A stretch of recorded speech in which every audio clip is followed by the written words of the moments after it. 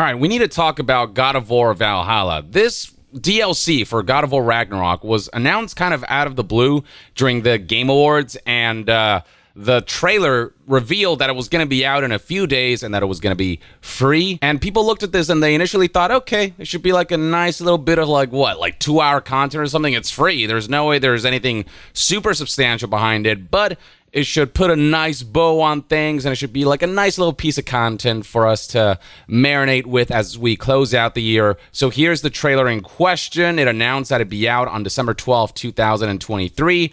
And we also saw elements of like Greek mythology motif, which was kind of neat, and people thought, okay, so they're gonna like reference some elements of the older games, and it should be like a nice, short, quick little piece of content. Little did people know that this was a fully fleshed out campaign experience in the form of a roguelite gameplay loop that is fairly well fleshed out, that honestly, I could see many people just going back to and replaying ad infinitum, but with every run that you finish, you get these really great story developments, and it's something that people cannot believe is completely free, given how extensively this roguelite experience has been fleshed out, given how many cutscenes and new pieces of dialogue that they present, and given how much more Kratos is fleshed out as a character in this free DLC. I mean, going to Twitter, for example, you can see people like Gene Park saying that this already feels like my favorite version of God of War, and it's just free.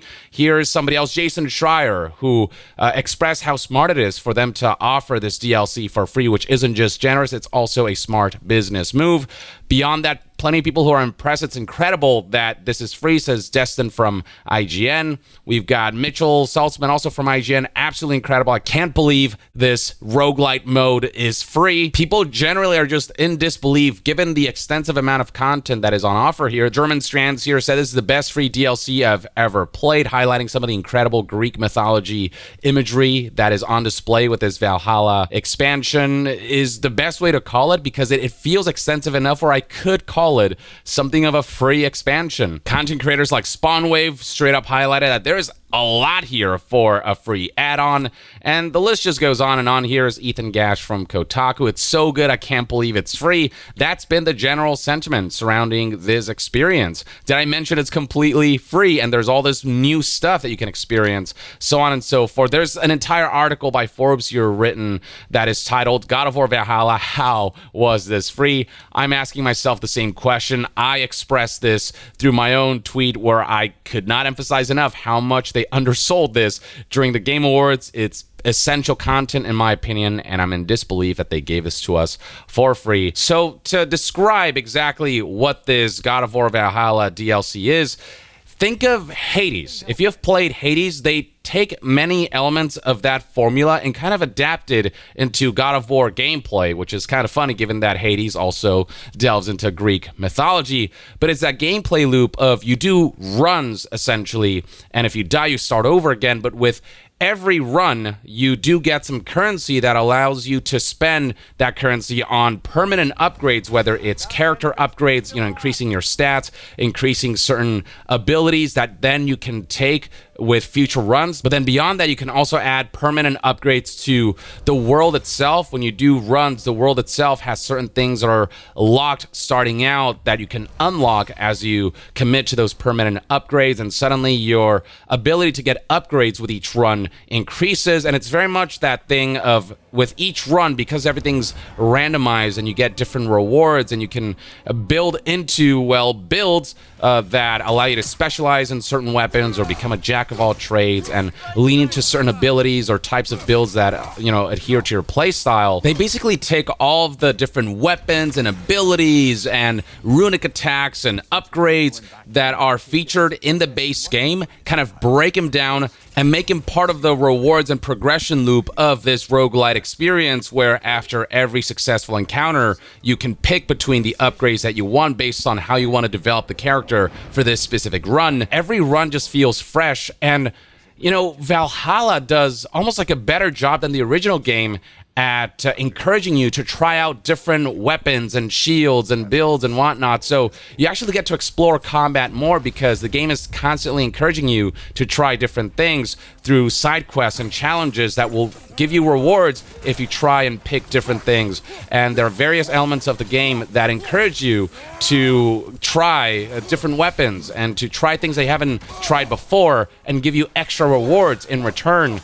And so it's not only like a great way to keep the God of War combat alive, which is just so good, and this gives you essentially like unlimited content for you to be able to constantly replay to continue engaging with the God of War combat, but it is constantly encouraging you to explore all of its different facets alongside this roguelite experience that, because it is this randomized thing with each run, and because, you know, you get to customize your character kind of differently every time you do a run, it always feels fresh. And that's kind of the main draw of roguelites. It's that infinitely replayable kind of aspect, that loop that always keeps you drawn in and that always makes you kind of come back to it for a quick little run or a quick little bit of gameplay. But then when you pair that with the fact that with God of War Valhalla, you get to experience new boss battles, you get to fight new enemies, some that are essentially callbacks to some of the old enemies you fought in the original trilogy, and combined with the fact that every run feels fulfilling to actually beat all the way to the end, because there is this main quest where after every run you get a new narrative beat, you get new cutscenes, and you see the gameplay of the roguelite element itself expand as you complete more runs and as you get further along into this campaign. It all just kind of comes together as an incredibly comprehensive package that you would not expect to be free. And I kid you not, this free DLC is in fact longer than the Call of Duty Modern Warfare 3 campaign. As a good amount of people have pointed out, the Modern Warfare 3 campaign comes in at like 3 to 4 hours, whereas this free piece of content for God of War Valhalla, to beat the campaign, to get all of its story content, you'll roughly be playing this for about 6 to 8 hours. Seems to be the general average runtime, 6 hours if you kind of like mainline the core story, but then if you do pursue the side missions and stuff like that, you can extend that to roughly 8 hours. But keep in mind that because it is a roguelite experience and, you know, there's a whole like scoring system and everything, you're able to come back to this and keep enhancing your capabilities, keep upgrading those permanent enhancements, and then just get better and better at the game, keep doing runs ad infinitum and get something fresh out of it, but also enhance your skills along the way. It is an infinitely replayable gameplay loop that they offered as just something you should just take home as a holiday gift. And it's kind of incredible to see a studio on a AAA scale like this do this when they could have easily charged like $10, $20 for this, and people would have been like, yeah, you know what, that's a reasonable price point. But instead they're like, nah, let's not even charge for this. Let's just like put this out there as a form of gratitude for all the support that the fans have shown for this rebooted God of War 2018 and now Ragnarok. And Sony approving this, you know, they could have made some extra money out of this, but Sony approving this is also, you know, 2 thumbs up. The publisher being able to see the value in offering free content like this and the kind of loyalty that that creates over the long term, and the positive impact that this will have in the long term for future releases from studios like Santa Monica, who are being so generous about the content that they release, and to the community who they're clearly extremely grateful to. This is just an extremely wholesome situation and something so unexpected, as something so pleasantly surprising to close the year out on. You know, this, I couldn't have asked for a better gift, and this is going to keep me going back to God of War Ragnarok for a while longer.